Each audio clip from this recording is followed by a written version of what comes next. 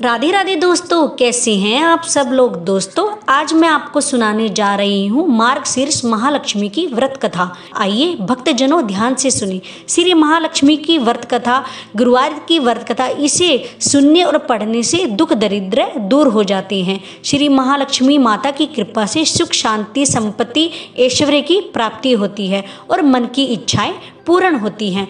व्रत कथा इस प्रकार है। प्राचीन काल में एक गांव में एक गरीब ब्राह्मण रहा करता था। वह भगवान विष्णु का परम भक्त था। एक दिन उसकी भक्ति से प्रसन्न होकर भगवान विष्णु ने उसे दर्शन दिए और मन चाहा वरदान मांगने को कहा। ब्राह्मण ने कहा, उसके घर में हमेशा लक्ष्मी जी का वास रहे, ऐसा प्रभु मुझे वरदान दे।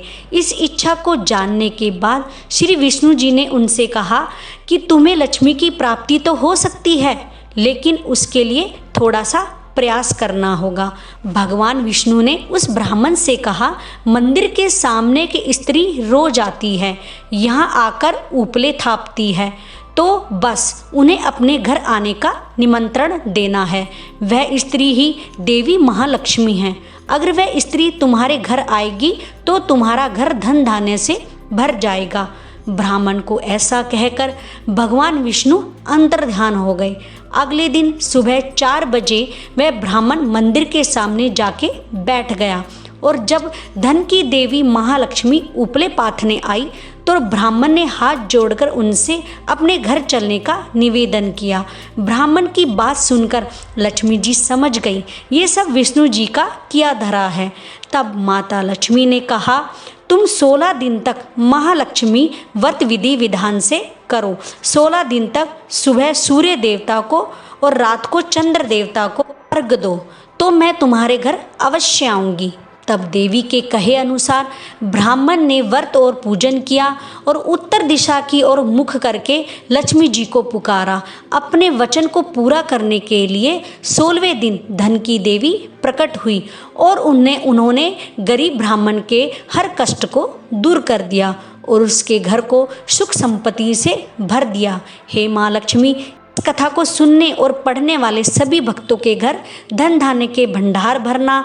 अपने जैसे उस ब्राह्मण देवता के ऊपर भंडार भरे वैसे सबके भरना। मान्यता है कि उसी दिन से इस व्रत की परंपरा शुरू हुई। यह व्रत पूजा करने से माता लक्ष्मी प्रसन्न होती है तथा सुख शांति एवं धन संपत्ति प्राप्त होती है। यह व्रत करने वाले स्त्री पुरुष दोनों मन में स्वस्थ एवं आनंदमय होने चाहिए। इस व्रत को किसी भी महीने के प्रथम गुरुवार से शुरू कर सकते हैं। विधि नियम अनुसार हर गुरुवार को महालक्ष्मी व्रत करें। श्री महालक्ष्मी की व्रत कथा को पढ़ें। लगातार 8 गुरुवार को व्रत पालन करने पर अंतिम गुरुवार को समापन करें। वैसे यह व्रत पूजा पूरे वर्ष भी कर सकते हैं। पूरे वर्ष भर हर गुरुवार के दिन देवी की प्रतिमा फोटो के सामने बैठकर व्रत को कथा को पढ़ें। शेष गुरुवार के दिन 8 सुहागने या कंवारी कन्याओं को आमंत्रित करें। उन्हें सम्मान के साथ आसन पर बैठाकर श्री महालक्ष्मी जी का स्वरूप समझकर हल्दी कुमकुम लगाएं। पूजा की समाप्ति पर फल प्रसाद वितरण करें तथा कथा की एक प्रति उन्हें देकर नमस्कार करें। केवल नारी ही नहीं अपितु पुरुष भी यह पूजा कर सकते हैं। वे सुहागन या कुमारी को आमंत्रित करें और उन्हें हाथ में हल्दी कुमकुम प्रदान करें तथा व्रत कथा की एक प्रति देकर उन्हें प्रणाम करें। पुरुष को भी इस व्रत कथा को पढ़ना चाहिए।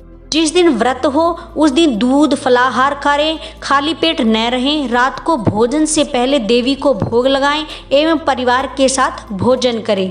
पद्म पुराण में यह व्रत ग्रस्त जनों के लिए बताया गया है। इस पूजा को पति पत्नी मिलकर कर सकते हैं। अगले किसी कारण पूजा में बाधा आए तो औरों से पूजा करवा लेनी चाहिए, पर खुद उपवास अवश्य रखें। उस गुरुवार को गिनती में न लें। अगर किसी दूसरी पूजा का उपवास गुरुवार को आए तो भी यह पूजा की जा सकती है। दिन रात में भी पूजा की जा सकती है। दिन में उपवास करें तथा रात में पूजा के बाद भोजन कर लें। इस व्रत कथा को सुनने के लिए अपने आस पड़ोस के लोगों को, रिश्तेदारों को तथा घर के लोगों को बुलाएं। व्रत कथा को पढ़ते समय शांति तथा एकाग्रता बनाए रखें। मार्गशीर्ष के पहले गुरुवार को व्रत रखें और अंतिम गुरुवार को उसका समापन करें। अगर माह में 5 गुरुवार आए तो 5 गुरुवार को पूजा करें। राधे राधे दोस्तों।